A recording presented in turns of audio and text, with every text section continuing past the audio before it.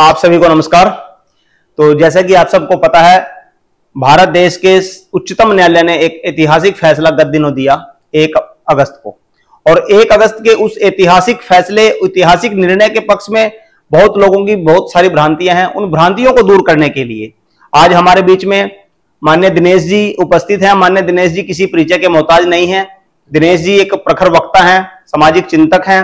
और आइए आज हम जानते हैं दिनेश जी से कि 1 तारीख का जो एपिसोड हुआ है, 1 तारीख को जो माननीय सर्वोच्च न्यायालय ने ऐतिहासिक फैसला दिया है, उसके बारे में जो हमारी भ्रांतियां हैं वो कैसे दूर होंगी और इसके पक्ष में कौन है, विपक्ष में कौन है, इसकी पूरी डिटेल हम दिनेश जी से जानना चाहेंगे। दिनेश जी, आपका बहुत बहुत स्वागत है। सर बहुत बहुत बहुत आपका आभार तेजेंद्र भाई। तेजेंद्र जी का YouTube चैनल है। आज तेजेंद्र जी करनाल से चलकर विशेष रूप से यहां मुझसे मिले आकर, और जो इनको अपने इलाके में रहकर बड़े एक्टिव साथी हैं, तो इन्हें पता लग रहा है कि अभी हमारे लोगों को क्लैरिटी नहीं है कि बेसिकली ये जो 1 अगस्त को जो निर्णय मानिए उच्चतम न्यायालय का 7 पीठ की बेंच का जो ये निर्णय आया है, उस निर्णय का असल दायरा है क्या। तो आज तेजेंद्र जी ने कहा कि आज हम उसी पर बात करेंगे। तो सवाल तेजेंद्र जी के होंगे और जो भी मैं उसके वाजिब प्रश्नों के इनके उत्तर दे पाया तो मैं हाजिर हूं आप सब साथियों के साथ। तो दिनेश वाल्मीकि जी, आप हमारे दर्शकों को, हमारे साथियों को ये चीज मैं आपसे जानना चाहूंगा कि आखिर 1 अगस्त के फैसले की जरूरत क्यों पड़ी। तेजेंद्र भाई, इसको हम थोड़ा सा पंजाब की तर्ज पर समझें।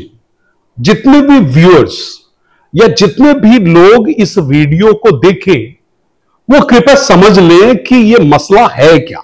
जी, स्टेट वर्सेस देवेंद्र सिंह का ये मामला है, which is pending in the supreme court for last of से अराउंड अबाउट 20 ईयर्स। 20 वर्ष पहले का ये मामला। 1 बेंच, 3 बेंच के जजेस पे, 5 बेंच के जजेस पे 2020 में मैं बताना चाहूंगा कि वर्ष 2020 में ये 5 बेंच पे ये सुना गया। और 2020 के बाद आज 2024 आ गया। 1 अगस्त को यह निर्णय आया, बड़ा ऐतिहासिक सर्वोच्च न्यायालय का सर्वोच्च निर्णय मैं कहूंगा। कोई किंतु परंतु नहीं, मुझे इसमें कोई अतिशयोक्ति नहीं है यह कहने में कि यह वंचित वर्ग, शेड्यूल कास्ट के अंदर जो एक वंचित वर्ग है, अति दलित वर्ग है, जो बहुत पिछड़ गया है, यह उनको इकोनॉमिकल तरीके से, सोशली, पॉलिटिकली, ये सब दायरों में ऊपर उठाने का काम करेगा।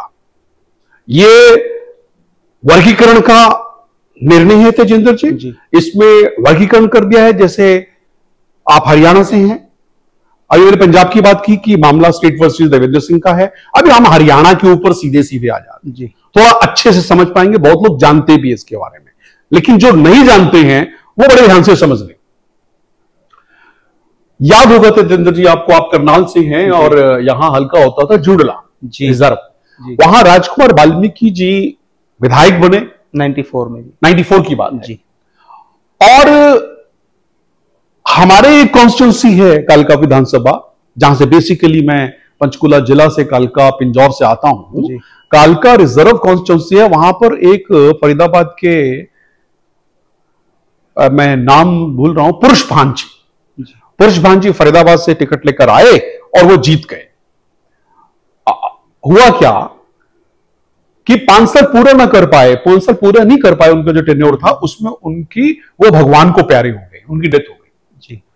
तो बाई इलेक्शन आ गया। तो बाई इलेक्शन में चौधरी भजनलाल जी जब मुख्यमंत्री थे उस समय के, उन्होंने अपने बेटे चंद्रमोहन को हमारे यहां से चुनाव लड़वाया जी। बहुत गहराई से समझे इस बात को। तो जब इन्होंने चुनाव लड़ा तो मैं उस शख्सियत का नाम कैसे भूल सकता हूं।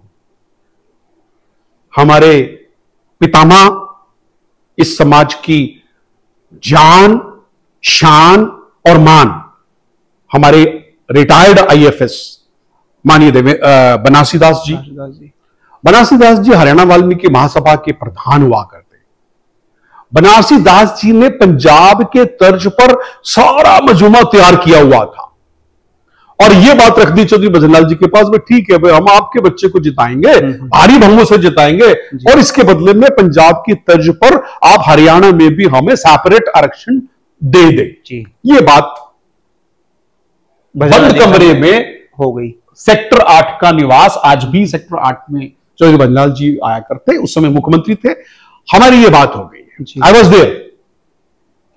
जोगेंद्र राम जी आज दुनिया में नहीं है, जोगेंद्र राम जी का नाम मुझे याद आ रहा है।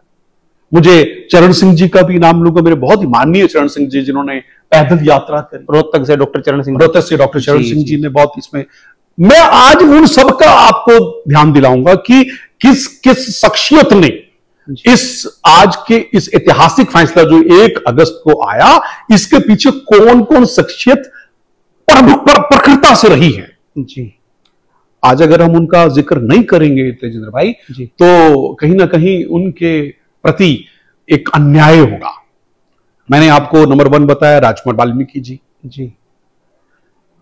बनारसीदास जी, डॉक्टर चरण सिंह जी, और एक नाम और है, 2 दफा के हमारे विधायक माननीय बनताराम वाल्मीकि जी। उन्होंने भी 3 दफा पैदल मार्च किया है। मैं साक्षी रहा हूं, मैं यात्रा में शामिल रहा हूं। मैं कोई भी शख्सियत नहीं छोड़ूंगा आज, बिल्कुल। आज उनको याद करने का दिन है जी। अब क्या हुआ कि भाई मेरे बेटे, हमने चंद्रमोहन को, ये रिकॉर्ड है, 65,000 लगभग 65,000 वोटों से कालका से जिताया जी। हमने अपना वादा निभाया। पंचकुला कालका का पार्ट हुआ करता, आजकल पंचकुला अलग कॉन्स्टिट्यूंसी है। तो जब 65,000 वोटों से जीते तो हमने चौधरी भजनलाल जी से मिलकर अपनी बात रखी कि जी आपने हमसे एक वादा किया था कि पंजाब की तर्ज पर ये आरक्षण आप हरियाणा में भी बहाली का काम करेंगे, तो हमारे बच्चों का फ्यूचर है। माननीय दास साहब, बनारसीदास जी, उन्होंने ये बड़ी अनुमोदन से रखकर राजकुमार जी को बुलाकर साथ ये बात रख के हम सब इकट्ठा हुए, जोगेंद्र राम जी और सभी लोग थे, और ये उन्होंने निर्णय दे दिया कि भाई आप अपना प्रोग्राम जोड़ लो और मैं ये आपको जो मैंने वादा किया था, मैं अपने वादे से पीछे हटता और ये मैं आपको आरक्षण की जो सेपरेट आरक्षण है, जिसको हम कहेंगे समानुपात आरक्षण वर्गीकरण जी, उन्होंने हामी वर्दी में प्रोग्राम कर लो। और वो प्रोग्राम हुआ आपके करनाल में जी। करनाल में एक बड़ी रैली का आयोजन कर दिया क्योंकि ये होने जा रहा था पंजाब की तर्ज के ऊपर, और बड़ा ऐलान चौधरी भजनलाल जी ने 1994 में नवंबर का मंथ, और डेट शायद 9 तारीख थी जी। तो उसमें ये हमारा वर्गीकरण हो गया। अब वर्गीकरण में क्या था कि जितनी संख्या वो सरकार को देखना था संख्या वाइज, तो उस समय क्या थी, 36 बिरादरी थी हमारी, 2 वर्ग बने, वर्ग ए एंड वर्ग बी। मैं 94 की बात बता रहा हूं जी।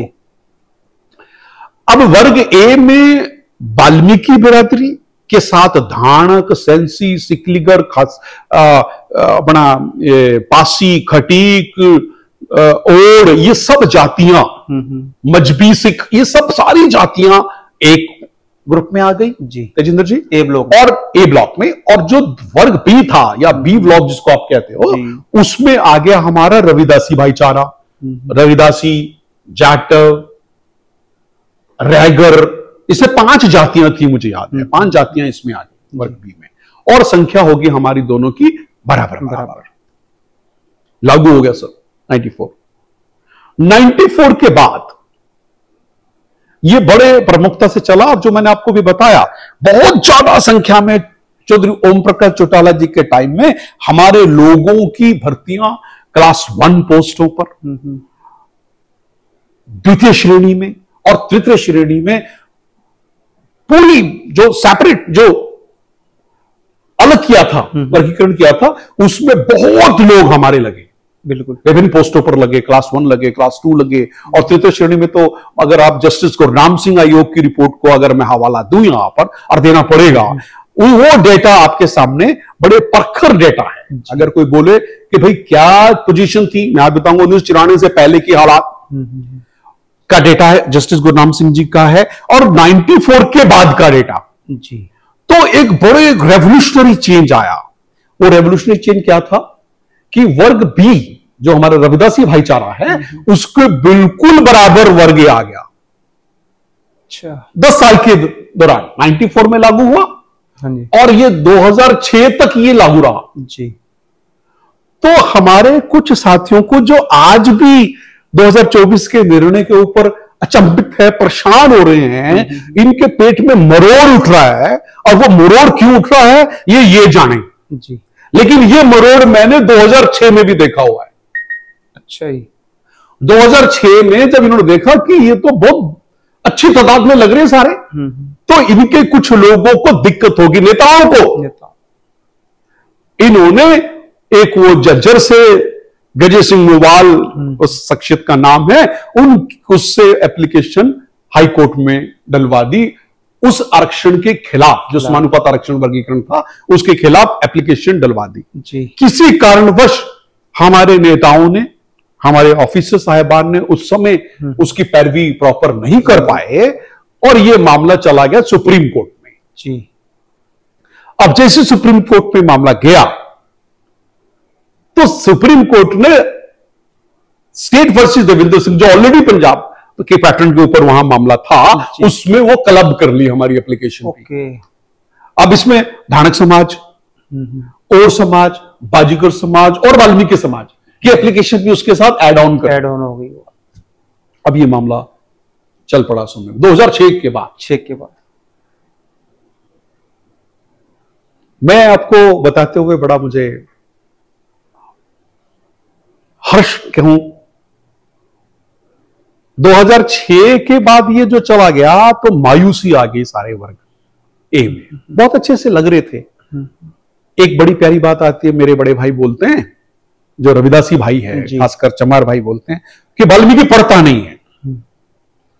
तो मेरा उनसे बड़ा सीधा सीधा सवाल है, आज जो वीडियो देख रहे हो आप और आपके मार्फत तेजेंद्र जी, मेरा सवाल उन साथियों से है जो ये बोलते वाल्मीकि पढ़ता नहीं है। तो मेरे भाइयों, ये जो जस्टिस गुरुराम सिंह आयोग का जो आंकड़ा है, जो साफ साफ इशारा करता क्या कि हम रमदासिया भाइयों के 10 वर्ष के अंदर बराबर आ गए, मात्र 10 वर्ष। तो ये पढ़ नहीं रहा था, तो क्या मैं अक्सर बोलता हूं वो फैक्ट्रियों में बन रहा था। वो जो पढ़ के लगे हमारे क्लास 1 अधिकारी 2 और 3, क्या ये फैक्ट्री में तो नहीं तैयार हो रहे थे ना, तो वो पढ़ रहे थे तभी तो आपके बराबर लग गए। बिल्कुल। अब इतनी चिढ़ क्यों? एक रोटी में से आधी रोटी एक भाई खा रहा और आधी रोटी दूसरा भाई खा रहा है, तो भाई कौन गया था हाई कोर्ट में? 1994 से पहले जब सारा ही माल एक समाज खा रहा था देश की आजादी से आज तक जी, क्या वाल्मीकि, धानक या अन्य समाज कोई हाईकोर्ट में इनके खिलाफ गया क्या? नहीं गया। तो ये 10 साल के अंदर जब इनके पास परिणाम आए और गुरुराम सिंह जी की रिपोर्ट को इन्होंने अवलोकन किया इनके नेताओं ने, तो ये इन्होंने एक मसौदा तैयार करके पिटीशन डाल दी। उस पिटीशन का हम ध्यान नहीं दे पाए और ये मामला चला गया सुप्रीम कोर्ट में। अब सुप्रीम कोर्ट ने जो आदेश इतने सालों के बाद 2006 से लेकर 2024 मतलब 18 वर्षों के बाद ये निर्णय आए हैं जी, क्या ये जो चंद लोग, मैं सबको नहीं कहूंगा, मैं सबको नहीं कह रहा हूं, मैं चंद लोग जो आप मेरे इस वीडियो के माध्यम से जितने भी साथी देख रहे हैं ये जान लें कि आप उनको आइडेंटिफाई कर लें। किनको? बीएसपी की सुप्रीमो, नाम क्या? मायावती जी। आइडेंटिफाई कर लें कौन बोल रहा है इसके विरोध में? मायावती। नंबर 2, वो भीम आर्मी का एक चीफ है, नगीना से मेंबर ऑफ पार्लियामेंट बना दिया वाल्मीकि समाज ने, पैसा भी दिया, वोट भी दिया, चंद्रशेखर आजाद।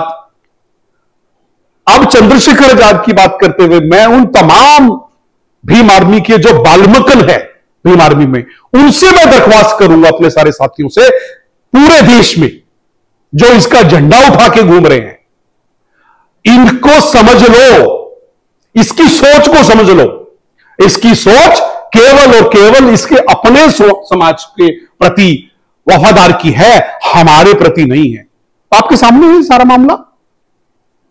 तीसरा, एक चिराग पासवान है, अभी वो जुमई से मेंबर ऑफ पार्लियामेंट बने और आज सरकार में मंत्री है, उनको बड़ी पीड़ा हुई, पहचान लो। और चौथे हैं वामन मेश्राम जी, बहुजन क्रांति मोर्चा न जाने कुछ इस तरीके का उनका एक संगठन है। इन चारों को आप समझ लें, और भी हैं लेकिन ये चार तो मुख्य है।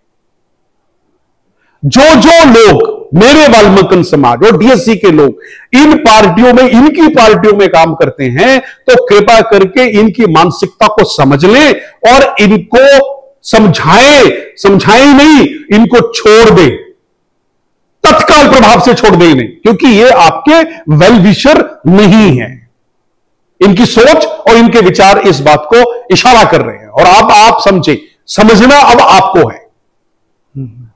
तुरंत प्रभाव से इनकी पार्टियों से इस्तीफे दें और अपनी सामाजिकता का आज एक मौका है, ये क्रांति है। इस क्रांति से हम एक बेनिफिट वाली बात क्या करें कि हम सब एक हो जाएं। क्यों हम किसी किसी के झंडे उठा के घूम रहे? क्यों ना हम अपने समाज के झंडे उठा के घूमे? बिल्कुल। हम लोगों की चापलूसी क्यों करें भाई? हम अपने आदमी को बढ़ाएं ना।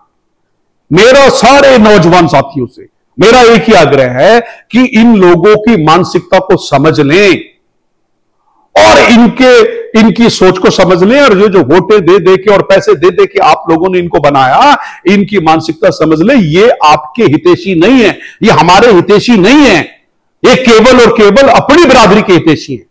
हमारे हितैषी ये नहीं हो सकते। हमने 2006 में भी आपको बताया, 2006 में ये लोग गए। अभी जो ये निर्णय आया, अभी ये आपके सामने आए। अब 2 अप्रैल की बात कर लेते हैं थोड़ी सी। जी तेजर भाई, बड़ा गंभीर मुद्दा रहा है 2 अप्रैल का। SC/ST एक्ट में सुप्रीम कोर्ट का निर्णय आया और 2 अप्रैल में पूरा भारत बंद हो गया। किसने किया भारत बंद? शर्म आनी चाहिए इन लोगों को। ये वाल्मीकि बस्तियों में गए, वाल्मीकि नेताओं से इन्होंने संपर्क किया। 80/ST एक्ट का ज्यादा दुरुपयोग कौन करता है? आप देख लें। मेरा वीडियो केवल शेड्यूल कास्ट ही नहीं सुन रहा, मेरा वीडियो अन्य समाज भी सुन रहा जिनके खिलाफ ये जाति होती है। कौन आया था मैदान में? किसने किया था भारत बंद? वाल्मीकि समाज। कहने की जरूरत नहीं है, कोई प्रमाण देने की जरूरत नहीं है, 2 अप्रैल हो चुकी। हमने अपने शहर में सीआईडी की रिपोर्ट थी, 2500 लोग गार्डन में इकट्ठा किया और 6 किलोमीटर पैदल चल के तेजिंदर जी हमने निकाल के एसडीएम को ज्ञापन दिया। सब साथ थे जी। तो जब हम तब आपके साथ थे, बिल्कुल। तो इस निर्णय में जब हमारे बच्चों के लगने की बारी आई, उनके एम्प्लॉयमेंट की बारी आई, तो आपको क्या दिक्कत है? बिल्कुल। क्या आपको स्वागत नहीं करना चाहिए इस निर्णय का? आप स्वागत तो क्या करना, आप उल्टा ये कह रहे कि 21 अगस्त को भारत बंद होगा।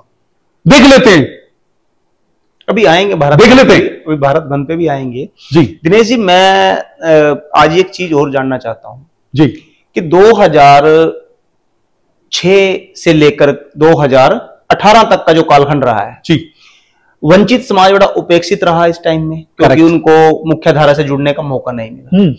2014 में जैसे ही भारतीय जनता पार्टी की सरकार हरियाणा में आती है, भारतीय जनता पार्टी का जो चुनावी घोषणा पत्र है उसमें ये साफ साफ शब्दों में था कि जो माननीय पंडित दीनदयाल उपाध्याय जी का जो सपना है, अंत्योदय की भावना को देखते हुए अंतिम व्यक्ति को भी योजनाओं का लाभ मिले जी, उसको चरितार्थ करते हुए हमारे प्रदेश के यशस्वी पूर्व मुख्यमंत्री मनोहर लाल जी ने जो शिक्षा में आरक्षण दिया, मैं जानना चाहूंगा आपसे कि उस विषय में आपका क्या मानना है कि उससे कुछ बेनिफिट हुआ या नहीं हुआ?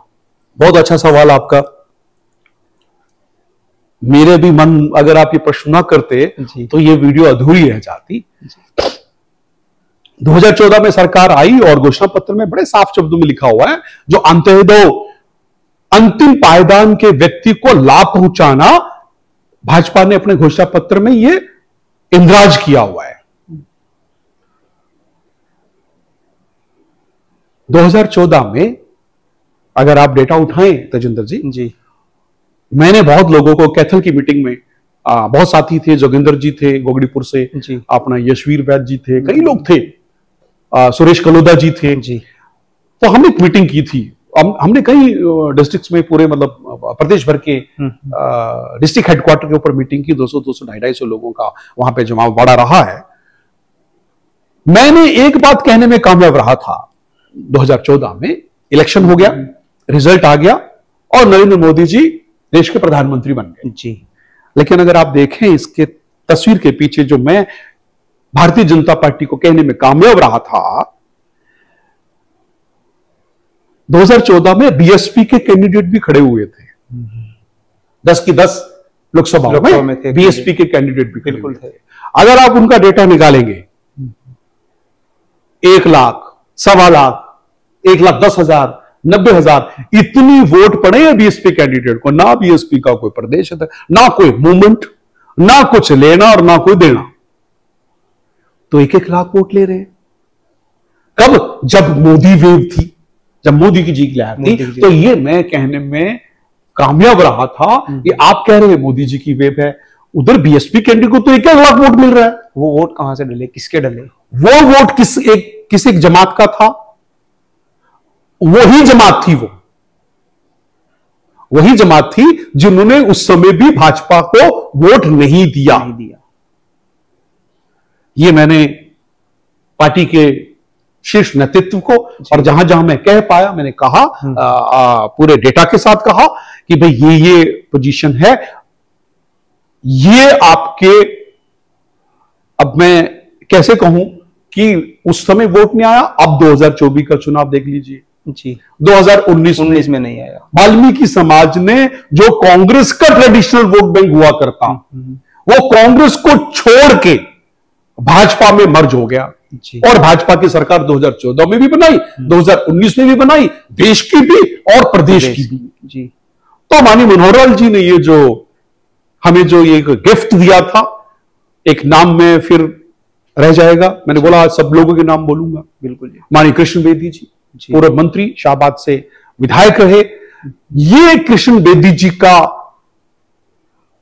एक बहुत प्यारा सा उपहार जो माननीय मनोहर लाल जी को बताने में वो कामयाब रहे थे, और माननीय मनोहर लाल जी ने 2020 में एजुकेशन में हमें कर दिया, और हम इंतजार में थे कि वो रोजगार में भी हो जाए। तो वो कहा करते थे कि this is prejudice in the court, ये मामला कोर्ट में है, और जैसे कोर्ट का निर्णय आएगा हम इसको रोजगार में भी लागू करेंगे। तो अब आपके सामने 1 अगस्त को ये फैसला आया, और मेरी तो एक ही निवेदन है पार्टी को, भारतीय जनता पार्टी के शीर्ष नेतृत्व सुने ये बात, और हम जहां जहां मिल रहे हैं मुख्यमंत्री महोदय से, जब भी मैं मिलता हूं जी, जब भी हमारा शीर्ष नेतृत्व मिलता है, उसमें हमारे मंत्री जी हैं, माननीय विशंबर जी ने बहुत प्रमुखता से बात को उठाया, चाहे वो गोहाना की रैली हो, चाहे वो जहां भी उनका मौका मिलता है, उन्होंने डीएससी की बात को रखा, सीएम साहब के सामने रखा, और लगातार वो मुख्यमंत्री के संपर्क में है।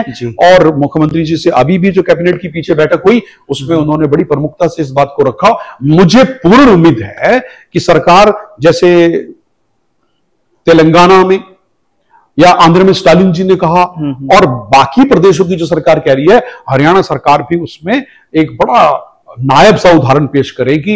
नायब सैनी जी की सरकार हमें एक नायब उदाहरण देकर हमें कृतार्थ करेगी। ये हम जो 18 सालों से इंतजार कर रहे हैं, हमारे बच्चों के रोजगार लगे, मुझे पूर्ण उम्मीद है कि ये बड़ी जल्दी ये लागू होगा। दिनेश, इसमें जैसे एक रोड़ा अटकाने की बात कहूं या अड़चन की बात कहूं, एक पर्टिकुलर, एक व्यक्तिगत रूप से जो एक समाज है, वो समाज अनुसूचित जाति के जो वंचित समाज है, उनको बरगलाने का काम कर रहा है कि ये हमारा भाईचारा जो है वो खराब करने का काम भाजपा ने किया है।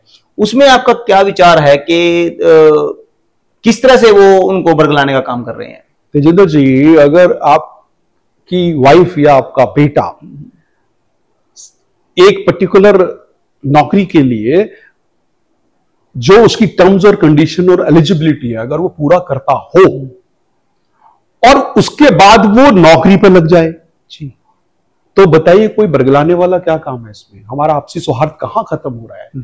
ये चंद लोग हैं, मैं बोला अभी वीडियो पहले आपसे, ये चंद लोग हैं, मैं सारे समाज को नहीं टारगेट कर रहा हूं, उसमें चंद लोग हैं, ये जो मैंने नाम भी लिया आपको जी, इनका काम है दो फाड़ करना समाज में जाकर। अभी भी हम देख रहे हैं सोशल मीडिया में बात चल रही है, बहुत से लोग बोल रहे हैं, वो लिख रहे हैं मैं चमार हूं, और मैं चाहता हूं कि इस तरीके का वर्गीकरण होना चाहिए लागू, क्योंकि अंतिम पायदान के व्यक्ति को भी लाभ मिलना चाहिए। मैं आपको एक और नई बात बता रहा हूं जी, आज आपके वीडियो के माध्यम से बता दूं, इनकम टैक्स का दायरा है जी, 5 लाख रुपए का जो इनकम टैक्स भरता है व्यक्ति, वो उस सीमा से जो 5 लाख का भरता है जी, मैं ये कह रहा हूं कि उन सबको, अब बहुत लोगों को पीड़ा होगी ये बात सुन के, बिल्कुल, उन सबको बड़ी ईमानदारी से अपने समाज के हित में इस आरक्षण को छोड़ देना चाहिए, ये मेरा कहना है। जो इनकम टैक्स पेई है, चाहे वो मैं हूं तेजिंदर, चाहे वो आप हैं, जितने भी लोग हैं हमारे डीएससी के भी, जो इनकम टैक्स के दायरे से ऊपर चले जाते हैं, उनको बड़ी इज्जत, बड़ी ईमानदारी से इस आरक्षण को छोड़ देना चाहिए। किनके लिए? जो हमारे भाई, जो बेचारे अभी जिनको रोटी नसीब नहीं हो रही, जिन्हें मालूम नहीं है मामला क्या है, उनको जागरूक करने का काम करना चाहिए, उनके बच्चों को पढ़ाने का काम करना चाहिए कि जब पढ़ जाएंगे तो वो नौकरी पे लग जाएंगे, और जो आदमी नौकरी पे लग जाएगा वो समृद्ध हो जाएगा। यही परिकल्पना पंडित दीनदयाल उपाध्याय जी की थी, अंतिम पायदान के व्यक्ति को लाभ देना। तो भाजपा बहुत अच्छा कर रही है। और अगर अब आपने बीजेपी की बात की, मैं कांग्रेस की बात कर लूं जी, अगर कांग्रेस हितैषी हमारी होती, कांग्रेस के सारे लीडर सुन ले भाई, अगर कांग्रेस हमारी हितैषी होती तो सबसे ज्यादा शासन किसने किया? 75 वर्ष कांग्रेस ने, तो हमारा उद्धार कब का कर देती। और ये जो 2006 में जो रोक लगी थी आरक्षण के वर्गीकरण की, बेशक चौधरी भजनलाल जी ने हमारे लिए ये इसको लागू किया था, लेकिन 2006 में भूपेंद्र सिंह हुड्डा जी की सरकार थी और हमारे उस आरक्षण के वर्गीकरण को निरस्त किया गया हाई कोर्ट में अपील डालकर। वो कांग्रेस की सरकार थी। अगर कांग्रेस चाहती वाल्मीकि समाज का और अन्य समाज जो अति दलित समाज है, वंचित समाज है, उसका लाभ अगर देना चाहती तो ये बहुत पहले दे देती। हम बीजेपी के बहुत शुक्रगुजार हैं, माननीय मनोहर लाल जी ने कम से कम जो वोट ही नहीं था उनका, उन्होंने एक प्लान देखा, चेक किया, और चेक करके हम बिल्कुल सोने की तरह खड़े पाए, और उन्होंने हमें शिक्षा में कर दिया। और आज माननीय सुप्रीम कोर्ट जी के हम बहुत आभारी हैं, उन्होंने 1 अगस्त को कर दिया। हम बहुत बहुत खुश हैं। लेकिन 21 अगस्त को ये जो बार बार बोल रहे हैं कि हम बंद करेंगे, तो सारे लोग जितने मेरी आवाज सुन रहे हैं, बड़े शांतिपूर्वक अपने अपने शहरों में जहां है उसमें पूरे शहर को खोलने का काम करें शांति से। कोई उसमें झगड़े की पोजीशन नहीं हमने बनानी है, ये ध्यान रखें। बिल्कुल शांतिपूर्वक ये सारा काम हो, ये मेरी आप सभी से दरख्वास्त है। और हम मेमोरेंडम देने का काम करें, हम मार्फत जो इलाके में जहां जहां रहते हैं, जैसे जिले का हेडक्वार्टर पे देना तो डीसी साहब के मार्फत, अगर डिवीजन की बात है तो एसडीएम के मार्फत, और अगर गांव में कहीं रहते तो बीडीओ के मार्फत, अगर किसी तहसील में रहते हो तो तहसीलदार के मार्फत हम एक ज्ञापन देने का काम करें मुख्यमंत्री के नाम, कि इसको तुरंत प्रभाव से, आज से, ये मेरी बात सुन लीजिए, कल से, सोमवार है, कल से जितने लोग ये सुने, जितने भी हमारे क्रांतिकारी साथी हैं अपने अपने जिलों में, अपने अपने हलकों में, वो तुरंत प्रभाव से एक ज्ञापन इस तरीके का मुख्यमंत्री जी के नाम बनाकर मार्फत एसडीएम, मार्फत डिप्टी कमिश्नर साहब, मार्फत एसडीएम, बीडीपीओ, तहसीलदार जी के मार्फत ये ज्ञापन देने का काम भी करें। तो साथियों, आज जो हमारी भ्रांतियां रही हैं आरक्षण को लेकर, आरक्षण में भी वर्गीकरण के अंतर्गत वर्गीकरण करना, उप वर्गीकरण, तो उसको माननीय दिनेश वाल्मीकि जी ने बड़े सरल और सहज तरीके से हमें समझाने का काम किया, हमारा ज्ञानवर्धन किया। और मेरा इस वीडियो के माध्यम से आपसे यही अपील है कि जैसे जैसी दिशा निर्देश और जो बातें हमारे दिनेश वाल्मीकि जी ने बताई हैं, आप उन पर अमल करें। और 21 तारीख को जो भारत बंद का एक कुछ लोगों के द्वारा रचा गया षड्यंत्र, मैं इसको षड्यंत्र इसलिए कह रहा हूं क्योंकि ये भारतीय जनता पार्टी के खिलाफ के लोग हैं। ये नहीं चाहते कि जो हमारे यशस्वी प्रधानमंत्री नरेंद्र मोदी जी हैं वो जो एक वंचित समाज है, वंचित समाज के उत्थान का काम कर सके, उनको रोकने के लिए, उनकी ताकत को कम करने के लिए और वंचित समाज को भी मुख्य धारा से जोड़ने में रोकने के लिए वो इस तरह का प्रयास कर रहे हैं। हमने उनके इस कुकृत्य को कामयाब नहीं होने देना है और 21 जो अगस्त का उनका भारत बंद का ऐलान है उसको पूरी तरह से भारत खोलो के ऐलान में हमने तब्दील कर देना है। उस दिन पूरा भारत खुलेगा, पूरा देश खुलेगा। और मैं बात करूं तो जो वंचित जातियों का जो हक है वो उनको जरूर मिलेगा, ऐसा मेरा मानना है। तो दिनेश वाल्मीकि जी का आज मैं आप सबकी तरफ से बहुत बहुत धन्यवाद करता हूं, आभार प्रकट करता हूं कि इन्होंने बड़े कीमती समय में से समय निकालकर इन्होंने बहुत समाज के लिए एक जो आईने का काम किया है। इस वीडियो के माध्यम से आपको पूरा समझ में आएगा कि ये जो आरक्षण का मामला शुरू कहां से हुआ और अभी कहां तक पहुंचे, कितनी कामयाबी मिली। तो आपका एक बार फिर धन्यवाद। जय हिंद, जय भारत, वंदे मातरम, जय वाल्मीकि। बहुत बहुत धन्यवाद। और मेरा एक निवेदन और है लास्ट में जी भाई के बाद, जितने भी लोग ये वीडियो देखें वो कृपया इसको ज्यादा से ज्यादा शेयर करने का काम करें। और जितने भी साथी हैं, मैं भाई को बोलूंगा मेरे डिस्क्रिप्शन में एक ब्लू कलर का लिंक बना आ जाएगा, और अगर चाहे तो मेरे पेज को आप फॉलो भी कर ले, और भी जानकारियां मेरे पेज पर आकर आपको मिलेगी। बहुत बहुत धन्यवाद आपका। धन्यवाद जी, थैंक यू।